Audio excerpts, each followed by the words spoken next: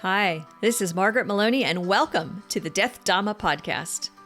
Open and honest discussions with wise and skillful teachers about their experiences with life, death, and Buddhism. If you wonder how others on the path have dealt with death and dying and grief, then be sure to listen in. Everybody has a story, a perspective, and a valuable lesson to share. Embrace death, live a full life, and learn how to love impermanence. Because as my dear father used to say, nobody gets out of this alive. Hi there, it's time for Death Dhamma Ahas and Lessons Learned with Venerable D. I have known Venerable D since about 2010. We met at University of the West. We were classmates there together. And I was always impressed by how open and friendly he was in all the appropriate ways, because he is a Buddhist monk. But I found him to be very extroverted, and that he really got along well with others and was definitely someone who would make people feel at home and comfortable, and definitely be open to lots of good discussion with the people around him. We had a professor, Dr. Lewis Lancaster by name, who had done some work visiting prisons and teaching Buddhism in the prisons. And he brought that work to University of the West and told some of us about it. And three of us, Venerable D and I being two of the three, really felt called to move that forward. And so Venerable D is one of the founding members of the Engaged Buddhist Alliance. And you can read more about that work at engagedbuddhistalliance.org. It is a nonprofit. And Venerable D really found his calling in the prison Dharma. And he is really a person who believes in helping others through his learnings as a Buddhist monk. And he doesn't believe that people who might be cast aside by others or who might be perceived to be in a lower state or to have poor karma because they are incarcerated, he doesn't believe that those are people who are a waste of his time. No, he believes those people are very much worthy of his time. And now I'm talking to you right now. We're still in a shutdown from COVID-19. So prior to this, Venerable D probably spent 4 or 5 days a week visiting California state prisons, men's and women's, and teaching the Dharma, meditating with a group and teaching the Dharma. And sometimes he would be at a prison all day long, visiting all 4 of the yards. And the people that he visited were so pleased that a Buddhist monk would be able to spend time with them, and the teachings that he gives to them are so down to earth and so helpful. And again, he is a person who finds that helping people in prison to be beyond worthy of his time, as he reminds me, because there is a location that I have gone with him to visit and teach also. He reminds me every time as we leave, there's just that feeling of we learn so much more from visiting these men and women in prison. Circling back to Death Dhamma, my discussion with Venerable D was so helpful. There are some things that we've gone through together as colleagues and friends. And there are some things that he experienced that he shared with me and with all of you that I didn't know about. When his mother passed away, I did attend the services, one of the sets of services for his mother. And it was so nice to see the whole family pulling together. And something that Venerable D taught me was that in those services, every family member, down to the tiniest of grandchildren, had a role.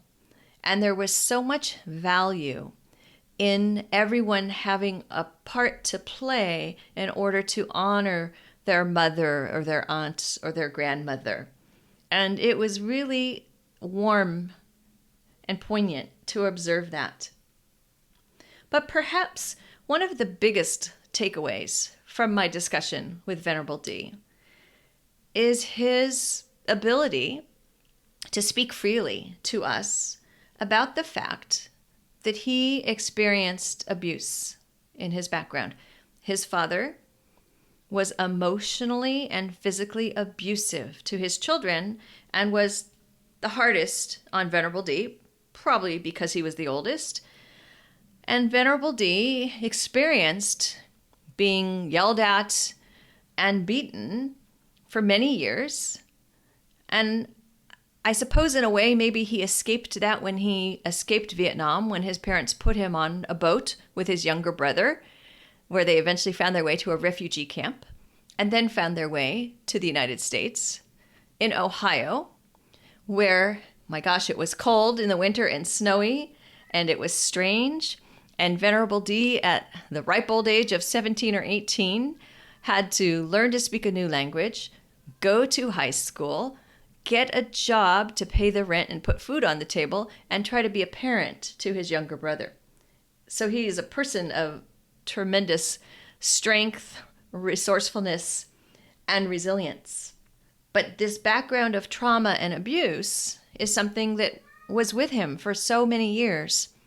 And he shares that when his father died, when his abuser died, he did feel sadness and he did cry. And then as he transitioned further into his grief, he came face to face with the trauma that he suffered from his abuser.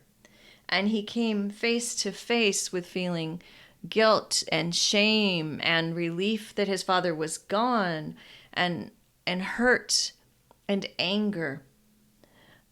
And he tells us that. And, when he speaks in prison, he's very honest about that as well with our incarcerated men and women, which is very important because so many of them come from a background of addiction and abuse.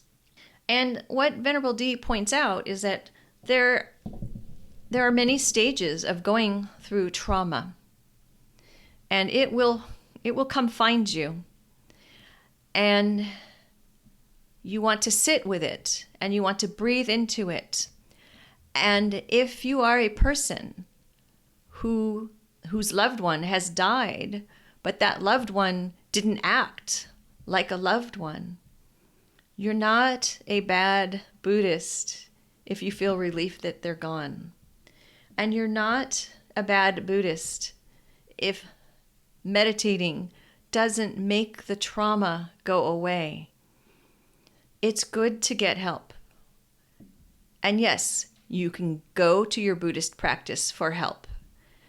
And you need to start with yourself and with letting yourself go through feeling the grief and trauma as it arises in your body. And you need to offer yourself self-compassion. And then one day, with the help of your practice and possibly with therapy as well, you may find yourself in the position where you're able to no longer feel anxiety or anger or disappointment in the one who abused you.